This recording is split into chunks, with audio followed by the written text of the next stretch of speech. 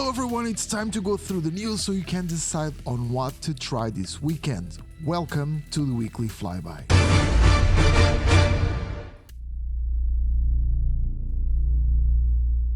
FlyInside has released the biggest update on their Bell 206 for Microsoft Flight Simulator so far. As the company continues to improve their Bell 206, the most recent update is the largest and it brings one of the most requested fixes so far, light on skids behavior. Version 2.06 is out, and before you start wondering, no, it's not a completely new version coming from 1.99. We are used to see version 2 as a whole new product update, sometimes a whole new product, but this is not the case. Version 2.06 just happens to be the version number for the same product. Among a lot of other corrections and improvements, which include the removal of the windscreen tint as an option, which some of you have asked for, FlyInside corrected the light on skids behavior, which should give you better handling while takeoff. Check out the article on our website for the full list of everything that is new or changed.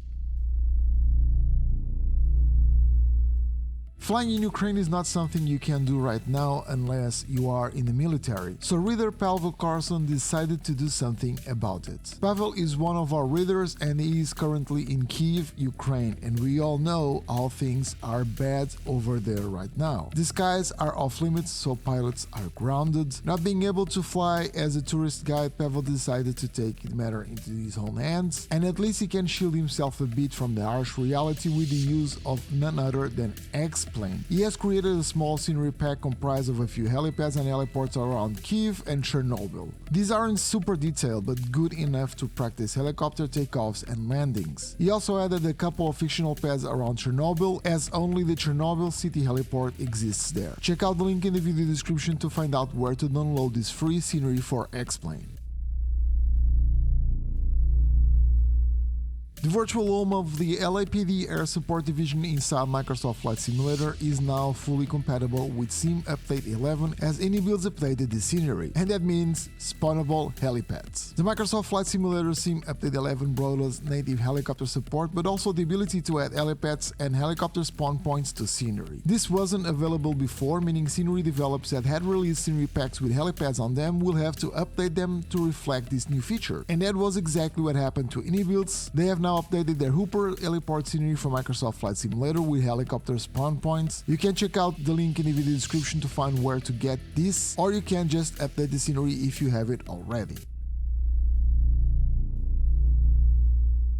VSKYLABS has announced they will be using the Pro Flight Trainer Puma X as their testing hardware. The developer is using the latest version of Pro Flight Trainer's flagship product for development and testing on X-Plane products. The company said they are now using the Pro Flight Trainer's controls as their main testing hardware. This could potentially mean users may have profiles specific for the VSKYLABS helicopters, for example. We weren't promised anything yet, so I am speculating, but that would be very nice. You can check out the full press release on our website, just look for the link in the video description.